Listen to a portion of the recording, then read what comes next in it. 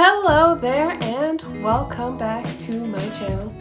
Go ahead and take a seat because we're in for the long haul. I actually don't know if this is going to be a long video, but it's going to be a ride of a video, let me tell you what. A question has come to me that I've been wondering about. What is it like to be an SE Dom? What is life like for those of you who perceive the external world so solidly?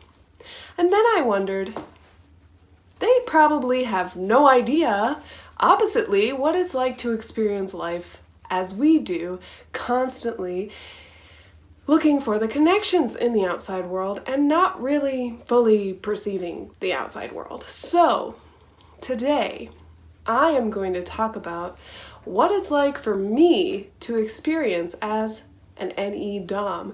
Now, other NE Doms might not experience it exactly the same way, but I do think that you're going to find some common patterns with what I'm about to talk about. So, without further ado, Michelle, what is it like being an NE Dom? I'll tell you what it's like being an NE Dom. Imagine you're looking at the world, it's a beautiful sunset, and all you're thinking about are all the other sunsets you've ever seen in your life, what it felt like when you were looking at those sunsets, who you were with while you were at those sunsets, oh, what are those connections that you had with those people, oh, I remember how I met that person at this place, and I met this person at that place, and this and this and that and that, and ooh, that color reminds me of that one time that I painted that one thing with that one color, and then, seriously guys, that is happening all the time at anything we look at. Even now, I'm looking at my case and I remember purple. The color of my case is the color that reminds me of the year of 2017, which was a really important year for me, and that was my color that year. Everything that happened to me was kind of in that color, and that was a really important color to me. I also remember the experience of when I got my phone and when I went to the store and the person that I met, whose name was Perla, and she was really nice, and she had just taken over her uncle's business who had just passed away, and she was dealing with a lot of issues with her family, and then I also see when I bought it on Amazon, the reviews that I read, and when I first put it on, and then I'm also seeing experiences when I took it off and put it back on. And I know I'm talking really fast, but it's hard to capture all the things that are happening while I'm looking at things. I don't just see the things. I see the connections all the time. I see how this is related to that and how that is related to this. And you can understand how sometimes it can be a really frustrating way to live. When you're constantly looking at things and constantly finding associations to those things, it means that you don't experience anything fully in the moment. And we try. Those of us with NE Dom, we try. And it's not like we don't see what's in front of us. It's not like we don't feel what's in front of us. We do. We do. We experience it all. We see it all. But you know what? It doesn't take precedence of our thoughts. It doesn't take precedence of our experience. We're just like, meh, it's there, and it's part of the muddle. It's part of the mess. It's part of the connections going on. It's not that valuable to us. There are so many things way more valuable to us than what's actually happening, because we're thinking about all these other things and what could happen and how these things are connected, and we're constantly looking for connections. And I just spoke to you about experiential connections, about connections to my own personal life. However, it doesn't just do it to the things that I'm looking at. It also does it to the movies that I'm watching, or the things that I'm reading, or a sentence someone says to me, and I will think about all the things that relate to that sentence. So let's go, for example, at the end of Braveheart. You guys have seen it. If you haven't, I'm sorry, spoilers. He gets tortured in front of the entire city. He doesn't win. I'm sorry. It's very sad. It's a very sad ending, and those of you who haven't seen Braveheart, you should take the time to watch it, because it's one of the world's classics. But anyway, what happens when I see the end of that scene, and really when I'm watching the whole movie, however, it's most intense that last scene, when he's getting tortured in front of everyone. First of all, I see a man who has failed being publicly tortured, and yet he refuses to give up. So that's kind of what they want you to see, right? But then I see centuries of people torturing people in front of everyone. And I see the pain of the human race for generations and generations, and I see how that torture in those cities, and I'm not talking Braveheart because I know that Braveheart's fake, but I know that history is not that far off from what happened in Braveheart. I see how we have brought ourselves down a path of continued abuse and torture, and we've kind of used pain and threats in order to maintain control over other people. And then I think about the people who have control over me because of threats, because of things that I'm afraid of. And I think about how all these people have things that they're afraid of and things that are holding them back from being able to do what they want to do. And I could go on, but my thoughts are kind of getting confused about this, and I'm gonna make a separate video about that specific thought. But I wanted to give you a kind of insight as to what's going on in my brain at all times. And it can be really frustrating being in an EDOM too when you're in a conversation, because you're talking to someone and they're telling you about their life, right? They're just telling you about things that are happening in their life, and all you're thinking about is what to say next, what to do while they're talking, how what they're saying is like a comment on society, and the list goes on. The list goes on of all the things that you're thinking about. And what's really frustrating is it's hard to pinpoint them, and it's also hard to stay in the moment with people. It's hard to give your full attention because you're constantly thinking about other things. And EDOMs are extroverts. We're in the external world. However, I think more so than many other types, we are stuck in our heads. We are in here all the time, and it's going a million miles per hour. And people think that you're ADHD because you can't focus. Well, it's not that we can't focus, it's that we're focused on a million billion things that are happening in our mind, and we're trying to see through all these crazy things going on in our mind to look at you and have this conversation with you.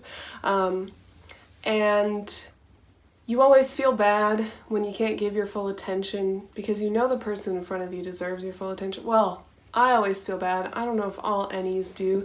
And potentially there was a point in time when I didn't feel bad. But I can even remember an instance when I was 5 or 6 and Mom's looking me in the eye. She's looking me in the eye. Dead eye stare, like she is not looking away. And she's asking me a question, and I can't think of the answer. I have no idea what the answer is. I am thinking about what she's thinking. I'm thinking about what happened. I'm thinking about why she's so close. I'm thinking about what's her purpose. I'm thinking about what... It's hard to think that long ago. At 5, I don't remember everything I'm thinking, and that's another thing. I think the reason why we have stronger SI than NI with dominant NE is because we actually are quite in the solid world. We are in the concrete world, and we remember the concrete things better than the abstract things because they're a little bit more important to us. They're more monumental because we have less of them. We experience them to a lesser degree than the constant connections. So it's easier to remember when there's less of something than when there's more of something, unless it's overwhelming and then it gets added to your store. And that does happen too. Or if it's really, really important and exciting, then we'll save it and we'll store it. And I know, you guys, that this video is getting a little bit all over the place, and that's not my intention, but I want to give you a true insight as to what's going on in the mind of an NE dominant person and just the struggle that we go through being this way, because it's not what people want.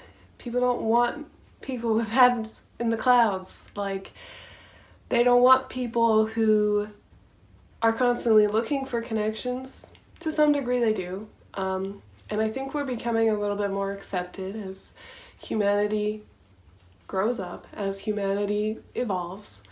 We're becoming a more accepted thing, and people are starting to see our value.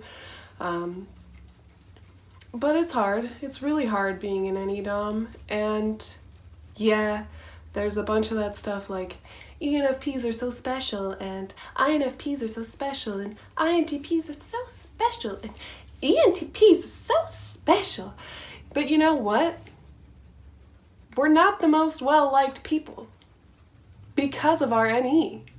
And because next, we have some kind of bias because we have to filter all these observations through something. So otherwise we'd just be pure observers floating in anywhere. So we have biases. And problem is, if we're extroverted, we're going to speak about them all the time. Introverted, like INFPs and INTPs, might hold back a little bit more than an extrovert. But it's not easy having these thoughts all the time and not being able to ever be in the present moment. And we try, we use substances like alcohol or marijuana or whatever we can get our hands on to try to make us feel like we're more in the moment. But we're not. Even with those substances, we're not more in the moment. I don't know about other NE-Doms, but I struggle to really drink a lot because when I start drinking, all I'm thinking about is, why am I drinking so much? I'm going to lose control. I'm not going to be able to think anymore. And I cling on to my mind and my mentality, and it's really not enjoyable to get plastered. And also, it also feels like it's a waste of time. Like, I'm slowing down my brain and really not gaining anything other than a headache and a hangover the next day. Yeah, I might be dancing in the moment. Yeah, that's great. But is it? Has it benefited me in any way? Now, I'm not trying to make this conversation about alcohol. I'm trying to show you what the NE perspective is like. Just know that we're not trying to ignore the present moment. We're not trying to break down every societal convention purposefully. We just see how things don't make sense, and we see how things do make sense. And it's our own biased sense. Like, whatever makes sense to us, we're going to talk about it because we can't help it, because we've had these ideas and they seem so great. We feel, because of our NE, we feel kind of like geniuses. Like, oh my gosh, I just had the greatest epiphany of all time. And those happen, guys. NEs have these epiphanies like that weekly, daily, sometimes multiple times a day. Maybe it'll go a month, but we always have these epiphanies, and it's hard not to feel like we just came up with the greatest thing ever, till we take a step back and think about it and realize we're just reinventing the wheel. And sometimes we do just reinvent the wheel for the sake of the wheel being reinvented, just for the sake of the creative process, just for the sake of creating something new.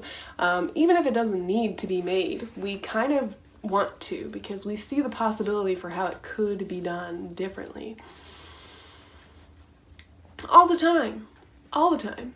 And I think a depressed NE-Dom would suppress these thoughts, would feel like they can't share these thoughts, would feel outcasted because they're not normal for having these thoughts all the time. And I just want to say to those of you who have NE, I'm there with you. I feel your pain. I'm right there with you. It's okay. We'll get through it together, because you know what? We have an incredibly valuable skill. It is. It's very valuable. Doesn't mean that we're a little less consistent of people, yeah, we're probably some of the least consistent people. Like, I think even SPs are more consistent than NPs. NEs can't help but do things, like try things that are new all the time and just play around with new things for the sake of new things because we just love it so much. It's so exciting to do things that are new.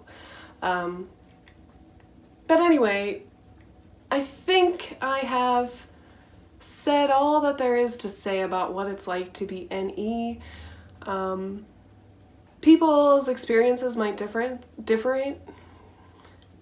People's experiences might be different from mine, but I think you get the general gist that it's just a cluster crap of things happening all the time in our minds and a cluster junk of new ideas all the time, and we try to see the real world, but we struggle to because it doesn't seem as important as the ideas. And I have to imagine that everyone sees these connections and these ideas and the possibilities. However, to them, it's not as important as reality. And I think that's the biggest takeaway, is we see possibilities as more important and more fun to think about, or more valuable to think about. And other people think that reality is more valuable to think about. And neither one of us is right, and neither one of us is wrong. We all have our own place in this world. Thank you so much for watching. I hope that those of you who were wanting to understand NE have learned a little bit about what that process looks like mentally.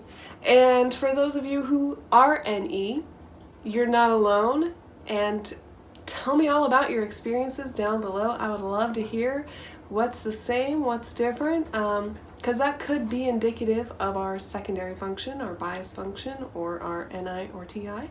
I mean, FI-TI, sorry. Thanks so much for watching, guys.